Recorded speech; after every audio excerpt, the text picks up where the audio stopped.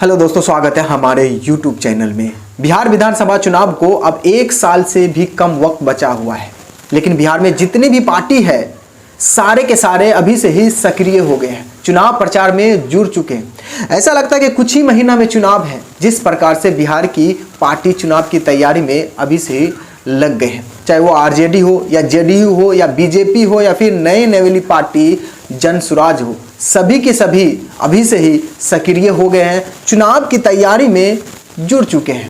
इस बार का चुनाव जो होगा वो पहले जैसे चुनाव की तरह नहीं होगा।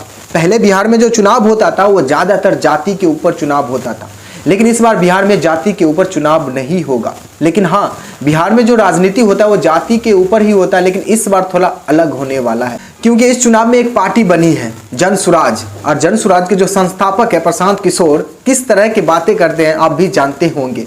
इसलिए ये चुनाव खास है प्रशांत किशोर के लिए, बिहार के भी लिए। और ये चुनाव खास इसलिए भी है कि इस चुनाव में कोई पार्टी अपनी सरकार बनाने की कोशिश करेगी, कोई अपने आप को सम्मान और मजबूत करने की लड़ाई लड़ेगी, तो कोई अपने आप को स्थापित करने के लिए, साबित करने की चुनाव लड़ेगी। इसलिए इस लिहाजे से इस चुनाव का महत्व काफ़ी बढ़ जाता है। और इस सब के बीच सबसे बड़ा सवाल है कि बिहार का अगला मुख्यमंत्री कौन बनेगा। 3 बड़े नाम हैं, 3 बड़े नाम, नीतीश कुमार, तेजस्वी यादव और प्रशांत किशोर, और ये तीनों बिहार के मुख्यमंत्री बनने की दावेदारी पेश करते। अब इन तीनों में से किसका कितना चांस है? अगर आप बात कर लीजिए प्रशांत किशोर के बारे में, तो प्रशांत किशोर अभी अभी राजनीतिक में आए हैं, तो प्रशांत किशोर के लिए आसान होने वाला नहीं है कि वो मुख्यमंत्री बन जाए, बिहार में अच्छी खासी सीट जीत ले। ये आसान होने वाला नहीं है प्रशांत किशोर के लिए, क्योंकि प्रशांत किशोर के पास बिहार में अपना वोट बैंक है नहीं।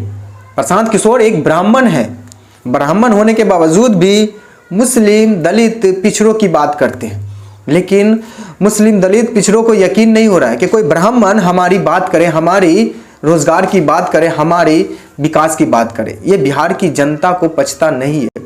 अब ये देखने वाली बात होगी कि प्रशांत किशोर कितना प्रभाव छोड़ पाते हैं। ये जरूर है कि कुछ खेला बिगाड़ सकते हैं, कुछ वोट काट सकते हैं, लेकिन कितना काटने में कामयाब होते हैं, क्या इतना काटने में कामयाब हो गए जिससे मतलब खेला बिगाड़ सकते हैं। कुछ दिन पहले बिहार के 4 सीटों पे उपचुनाव हुआ, जिसमें प्रशांत किशोर को अच्छी खासी परसेंटेज वोट मिला। नई नवेली पार्टी है, प्रशांत किशोर को परसेंटेज में वोट मिलता है, ये बहुत बड़ी बात है। अगर इसी तरह मैन चुनाव में हुआ तो बिहार में बहुत कुछ बदल जाएगा, बहुत बड़ा खेला हो सकता है। लेकिन राजनीतिक जानकार कहते हैं कि जो उपचुनाव होते हैं और मैन चुनाव होते हैं दोनों अलग अलग होते हैं, अब दोनों को नहीं जोड़ सकते। लेकिन कुछ राजनीतिक जानकार ये भी कहते हैं कि अब सब कुछ हटा नहीं सकते हैं, कुछ प्रभाव तो जरूर छोड़ते मैन चुनाव में उपचुनाव का, तो ऐसा भी हो सकता है। तो देखने वाली बात है कि प्रशांत किशोर कितना वोट काटते हैं।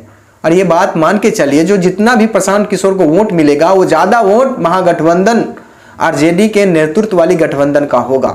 एनडीए और जेडीयू का भी थोड़ा वोट कटेगा, लेकिन थोड़ा कटेगा। लेकिन सबसे ज्यादा प्रशांत किशोर अगर वोट किसी का काटेगा वो महागठबंधन का काटेगा, आरजेडी का काटेगा। ऐसे में अगर प्रशांत किशोर की पार्टी जनसुराज को वोट परसेंटेज 10-5 के आसपास मिलते हैं तो बिहार में बहुत कुछ बदल जाए।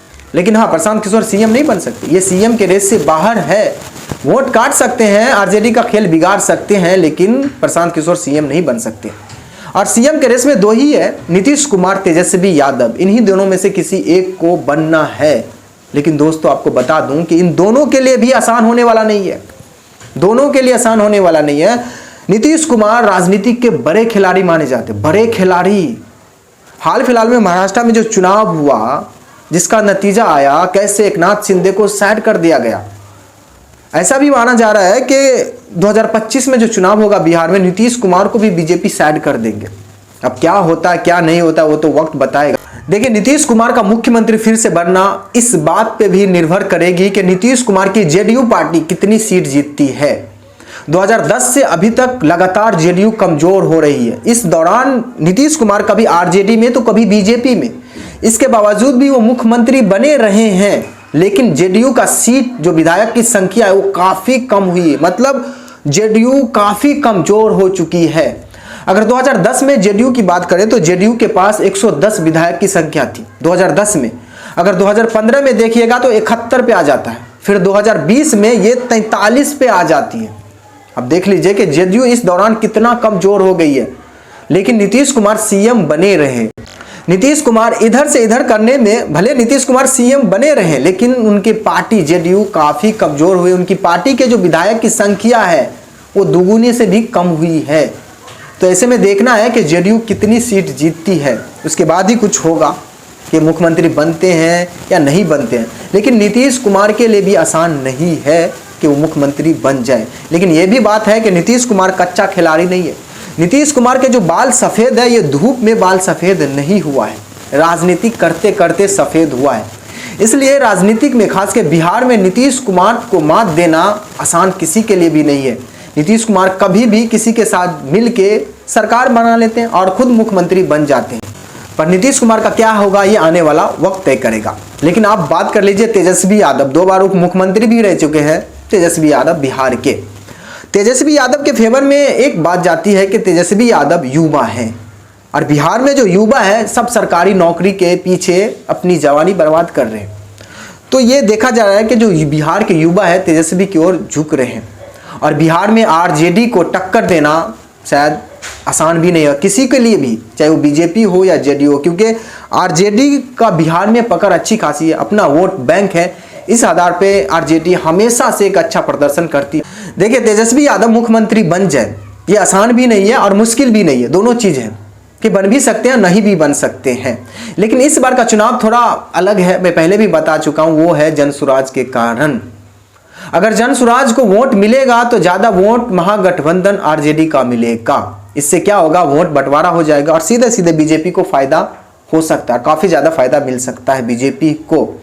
अगर ऐसा होता है तो बिहार में महाखेला हो जाएगा, महाखेला हो जाएगा। आरजेडी का जो अभी हाल फिलहाल में जो 70-75 के आसपास सीट है बिहार में, इसमें काफ़ी कमी आ जाएगी अगर प्रशांत किशोर की पार्टी को जनसुराज को वोट मिलता है तो। क्योंकि प्रशांत किशोर ज़्यादा वोट जो आरजेडी के काटने वाला है और प्रशांत किशोर को जो वोट मिलेगा वो आरजेडी का ही वोट सबसे ज़्यादा होगा। तो ये देखने वाली बात है कि प्रशांत किशोर को कितना वोट परसेंटेज बिहार में मिलता है। उस हिसाब से ही तेजस्वी यादव का मुख्यमंत्री बनेगा या नहीं बनेगा, इस सवाल का जवाब मिलेगा। और दूसरी बात, जो आरजेडी का सहयोगी पार्टी है, चाहे वो कांग्रेस हो या कोई और छोटी छोटी पार्टी हो, उनका प्रदर्शन कैसा रहता है बिहार में, उन लोगों का प्रदर्शन पे भी बहुत कुछ निर्भर करेगा आरजेडी का सरकार बनेगी या नहीं बनेगी दोस्तों।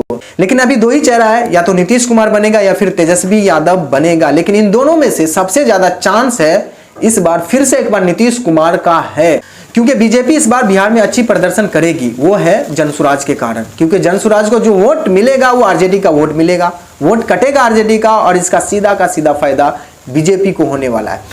और दोनों में तेजस्वी और नीतीश कुमार में ज़्यादा चांस है, मतलब जो 70-80 का रेशियो में गेम फंसा हुआ कि 70% चांस नीतीश कुमार का है, 30% चांस तेजस्वी यादव का है, ऐसा समीकरण है।